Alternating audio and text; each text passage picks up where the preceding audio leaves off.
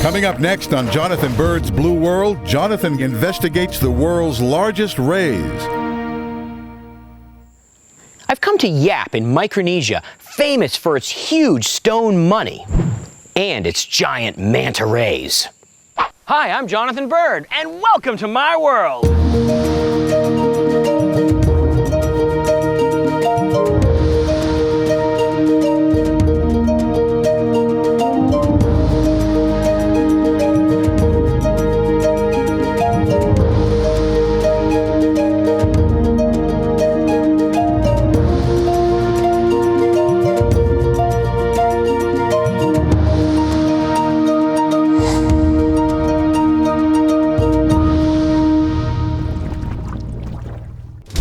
Yap is a remote island in the Pacific, about halfway between Japan and Australia. Divers travel here from all over the world to see an amazing and huge animal. I'm talking about manta rays, the largest rays in the world, and they should be right under the boat. Let's go take a look. As I drop into the water, I notice that it's pretty murky. I'm diving in a channel through the fringing reef between the open ocean and the land. As the tide changes, water flows in and out of this channel. The current is moving me along rapidly, and I ride it like a river, following my guide John to a section of reef where we hope to find mantas.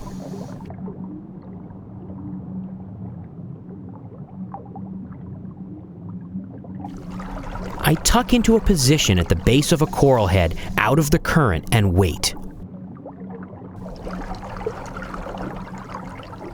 The swift current blows the coral polyps like wind and sweeps along pieces of eelgrass and mangrove leaves from the lagoon. I wait a long time. It takes nearly an hour, but finally a shape emerges from the murky distance. I would recognize that shape anywhere, the beautiful and graceful motion of a manta ray, soaring like a huge bird through the water. It stops over the coral. A dozen or so tiny fish converge on the ray while it hovers just over their home.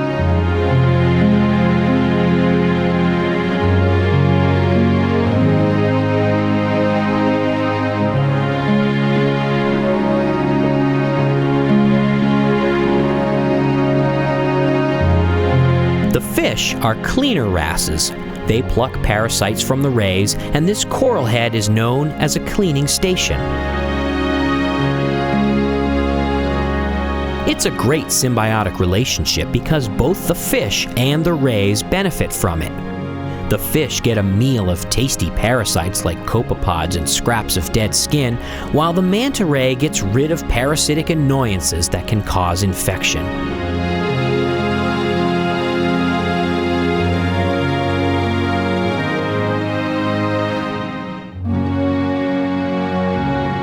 Cleaning is not always a pleasant experience, though. Sometimes one of the cleaner fish nibbles a little too hard, and the manta jumps away.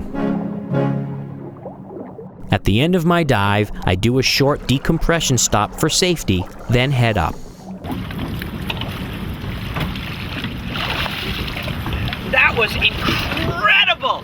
The current was really strong. It was blowing me back. I could barely hold on. The manta ray was just lying gently into the current, holding his position over the cleaning station. Really incredible to see.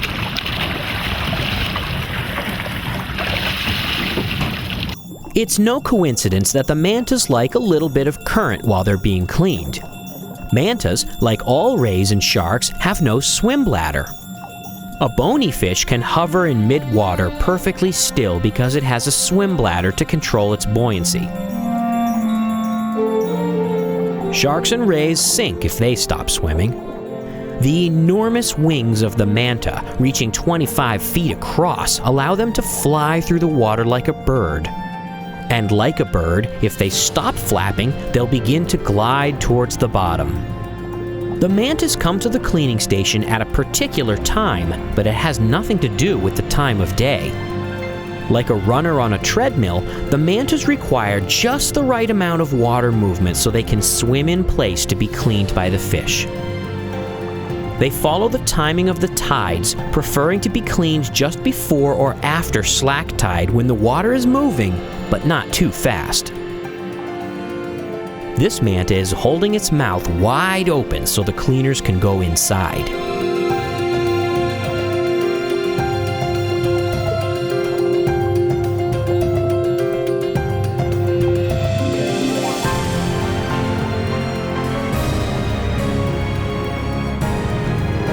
As long as we don't get too close, the mantas are not bothered by our cameras and bubbles at all.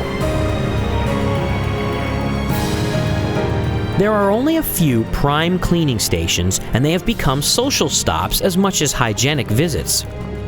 Often there are a dozen or more manta rays at the cleaning station, all taking turns being cleaned and interacting with each other while waiting.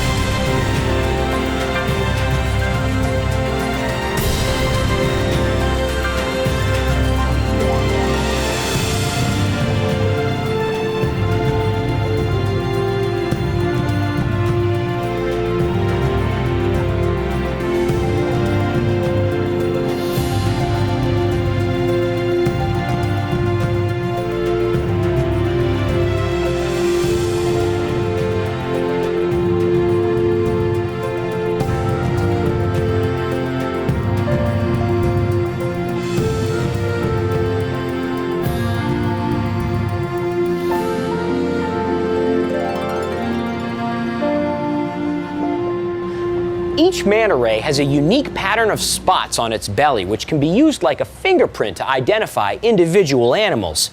Here at Yap Divers, they've been documenting and photographing these spot patterns for many years, and they've identified more than 60 individual manta rays and given them nicknames. This morning, I got to meet Zorro. Zorro has 3 little spots and a pair of stripes between her gills. Underwater, she's easy to identify. The 3 spots and the stripes. Being able to identify individuals has proved that the mantas around Yap stay here for long periods of time. They're not just passing through, they live here, and the divers see the same ones over and over and over.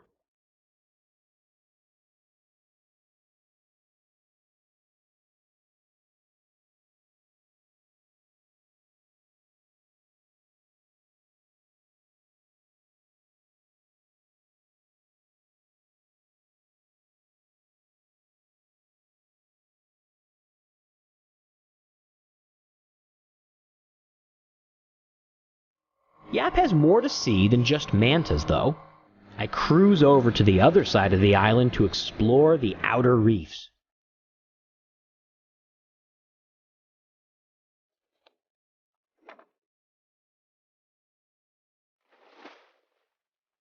There I see magnificent coral and crystal clear water far away from the murky water in the channel.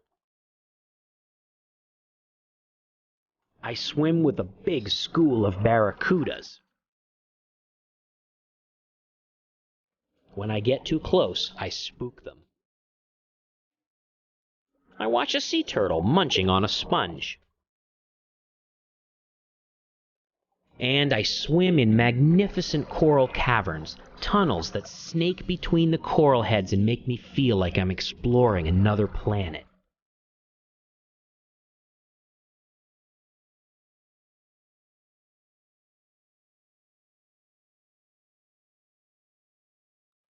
Yet at the end of my dive, as I emerge from the cavern, I see another manta ray flying over, far from the cleaning station. It's almost as if this single manta has come to bid me farewell. It's a magical and fitting end to an astonishing journey.